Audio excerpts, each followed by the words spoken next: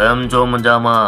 भाई लोग, कुछ साल पहले परफ्यूम कंपनी वोग का एक विज्ञापन खूब वायरल हुआ था कि आजकल हिंदुस्तान में क्या चल रहा है, तो जवाब मिलता आजकल हिंदुस्तान में वोग चल रहा है।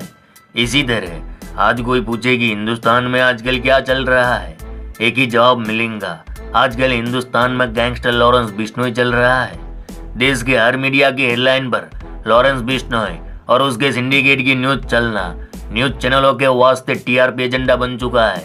चेहरा, हाव भाव, पहनावा देखकर शायद आपको लगे कि यह नौजवान कोई मॉडल होएगा, लेकिन कारनामे सुनकर दिमाग का फ्यूज ढीला हो जाता है।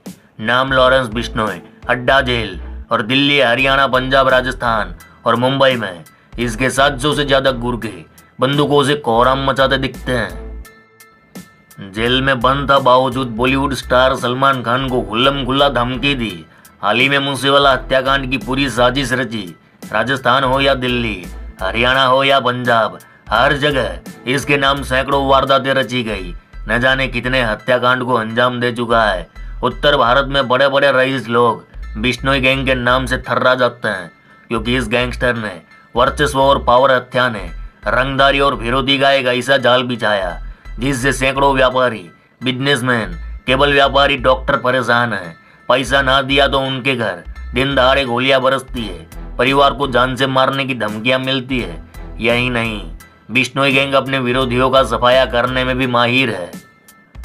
ये लोग अपने विरोधी गुटों से जुड़े लोगों को चुन चुन कर मारते हैं। भाई लोग, आपने कभी सोचा है कि छात्र राजनीति से जुड़ा छोकरा इतना बड़ा क्रिमिनल कैसे बना? सवाल तो बहुत है। क्या कोई राजनीतिक संरक्षण मिल रहा है? क्या पुलिस वाले जानबूझकर इनके अपराधों पर पर्दा डाल रहे हैं? क्योंकि जिस तेवर और जिस रफ्तार से गैंगस्टर लॉरेंस बिश्नोई भारतीय अपराध जगत में उभरा है, ऐसा आज तक देखने को ना मिला। क्योंकि साल 2015 में जब लॉरेंस बिश्नोई फाजिल्का पुलिस की हत्या चढ़ा, तब से वह जेल में बंद है। फाजिल्का से उसे राजस्थान लाया गया। इसके बाद राजस्थान के अलग अलग जेलों में वह रहा। इसी दौरान लॉरेंस बिश्नोई ने अपना पूरा कार्टेल बिल्ड किया। जेल में रहने के बावजूद वह इंडिया के बिगेस्ट सिंडिकेट को बिल्ड करने में कामयाब रहा। इसके पीछे क्या वजह रही होंगी? क्योंकि साल 2015 के बाद से ही लॉरेंस बिश्नोई का उभार हुआ है। भाई लोग, सोचने वाली बात है। जेल जिसे अपराधियों के वास्ते नरक माना जाता है, जहां अपराधियों का सुधार होता है, लेकिन लॉरेंस बिश्नोई के लिए जेल में रहना वरदान साबित हुआ। 2015 से लेकर आज तक वह जेल में रहा, अपने हाथों से एक भी वारदात ना की, फिर भी उसके खिलाफ सैकड़ों हत्या के मुकदमे दर्ज हुए। यहाँ पर 3 बातें सामने आती है। पहली की सिस्टम में बैठे करप्ट चुनिंदा वर्दी वाले ऐसे मुजरिमों का साथ देते होंगे।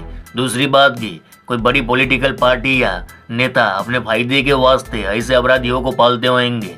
और सबसे अहम, लॉरेंस बिश्नोई जेल में था तो 5-5 राज्यों में वारदात को अंजाम देने वाले शूटर गैंगस्टर कौन थे, कहाँ से आए, पूरा लिंक कहाँ तक फैला हुआ है। क्योंकि जब जब बिश्नोई गैंग द्वारा कोई वारदात को अंजाम दिया जाता है, तब हर बार वारदात को अंजाम देने वाले नए नए छोकरे सामने आते हैं। तो भाई लोग, आज की इस क्राइम रिपोर्ट में बिश्नोई गैंग के काम करने के तरीके और इस गैंग से जुड़े कई राज आपके सामने आएंगे, जो खुद गैंगस्टर लॉरेंस बिश्नोई ने बताए हैं। तो मेरे वीडियो में आगे बढ़े उससे पहले चैनल को सब्सक्राइब और वीडियो को लाइक करना ना भूले।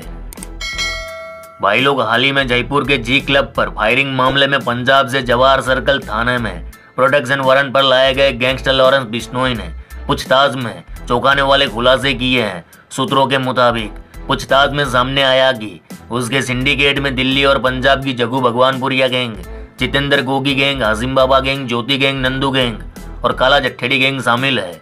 इन सारे गिरोह में काम करने का पैटर्न एक जैसा है। गिरोह में वारदात करने के लिए कभी गिरोह का सरगना नहीं जाता।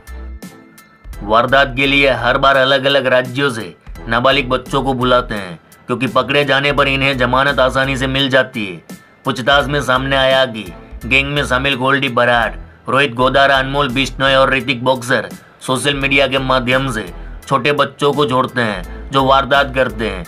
गैंग से जुड़े कुछ लोग बाल उपचारी गृह से भी बच्चों को गुमराह कर गैंग में शामिल करते हैं। पूछताछ में मिले इनपुट के आधार पर पुलिस की अलग अलग टीमों ने राजस्थान, हरियाणा और दिल्ली से 40 से ज्यादा अपराधियों को हिरासत में लिया। और सबसे बड़ा खुलासा यह हुआ है कि लॉरेंस की गैंग नाबालिग बच्चों को बड़ा नाम करने और वारदात के दौरान गोली लगने पर घर वालों को बड़ी रकम देने का झांसा देकर उनसे वारदातें करवाते हैं। अगर कोई नाबालिग वारदात में सफल हो जाता है तो उसे गैंग में शामिल कर लेते हैं। और यह बात भी सामने आई है कि वारदात के दौरान नाबालिग पकड़ा जाता है, फिर उसके साथ संपर्क नहीं किया जाता। इधर गैंगस्टर लॉरेंस बिश्नोई के बयान के बाद एनआईए की कई टीमें अक्खे राजस्थान में खलीबली मचाने मैदान में उतर आई।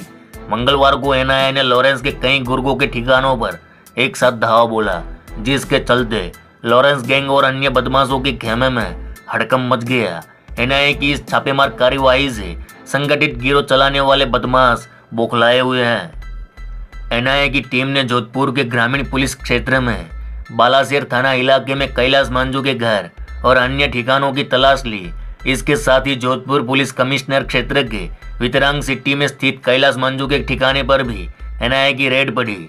अरे मामा, यहाँ बता दूं कि कुछ दिन पहले वितरांग सिटी स्थित कैलाश मांझू के निवास पर उसके भाई राकेश मांझू पर लॉरेंस के गुर्गे ने फायरिंग की थी। माना जा रहा है कि अवैध हथियार और मादक पदार्थों की तस्करी से जुड़े इस मामले में एनआईए सर्च अभियान चला रही है। कुछ दिन पहले चोखा गांव के सरपंच चुन्नीलाल की हत्या करने के उद्देश्य से लॉरेंस का गुर्गा उमेद सिंह दुर्गम पहाड़ियों में छिपा हुआ पकड़ा गया था। उमेद सिंह ने जयपुर के जी क्लब फायरिंग केस में आगरा से आए शार्प शूटर के रहने और उसे आर्थिक मदद करने का काम किया था। उमेद सिंह के पास से अत्याधुनिक हथियार भी बरामद हुए। इसके बाद एनआईए को लगा कि राजस्थान में अवैध हथियारों की सप्लाई नेपाल और पाकिस्तान के रास्ते से की जा रही है। यह भी खुलासा हुआ है कि उमेद सिंह गैंगस्टर लॉरेंस बिश्नोई के भाई अनमोल बिश्नोई के संपर्क में था और उसी के कहने पर जोधपुर में नकली नोटों का बड़ा रैकेट चला रहा था। इन्हीं नोटों से हथियारों की खरीदी की जा रही थी। बताया जाता है कि गैंग के पास इतने रुपये नहीं थे कि हाईटेक हथियार खरीदे। इसी के चलते लॉरेंस की गैंग से जुड़े उमेद सिंह ने नकली नोट छापना शुरू किया। उसके घर शेरगढ़ से 3 लाख से ज्यादा नकली नोट बरामद की गई। इन्हीं नकली नोटों से उसने सरपंच चुन्नीलाल टांक की हत्या करने के वास्ते हथियार खरीदे। उसने बताया कि असली नोट को वह नकली नोट के साथ लगा देता और हथियार खरीद कर गैंग के लोगों को देता था। अरे बाबा, सूत्रों के हवाले से यह भी खबर आई है कि गैंगस्टर लॉरेंस बिश्नोई राजस्थान में अपराध की वारदात को अंजाम देने के वास्ते पाकिस्तान से भी हथियारों की तस्करी करता था। सीबीआई के मुताबिक लॉरेंस बिश्नोई पहले भी पाकिस्तान से तस्करी कर हथियार मंगवा चुका है। पुलिस सूत्रों के मुताबिक आईएसआई तक पहुंचने का रास्ता लॉरेंस का दोस्त हरविंदर रिंदा बनना था। दोस्त के जरिए पंजाब, हरियाणा और राजस्थान में हथियारों की तस्करी की जाती थी। गैंगस्टर और आतंकी रिंदा पहले से आईएसआई के लिए काम करता था। लॉरेंस का दोस्त रिंदा बब्बर खालसा के सरगना वधावा सिंह और जसविंदर सिंह मुल्तानी से भी लगातार संपर्क में रहा। तो भाई लोग, एक किसान का बेटा छात्र राजनीति से अपराध की दुनिया में आया, जेल में पहुंचा और जेल में सिंडिकेट बनाया और अनगिनत अपराध किए। खुद का ऐसा रसूख बनाया कि खुद क्रिमिनल होते हुए नौजवान उसे फॉलो करते हैं। समझ में नहीं आता क्या हो रहा है। मेरे वीरों, कोई भी अपराधी कितना भी बड़ा क्यों ना हो, कभी किसी का सगा नहीं होता।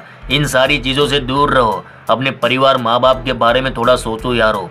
बदमाशी में कुछ ना रखा कि आपकी मर्जी। चलो, इस गुज्जू भाई का राम राम, मिलते हैं फिर।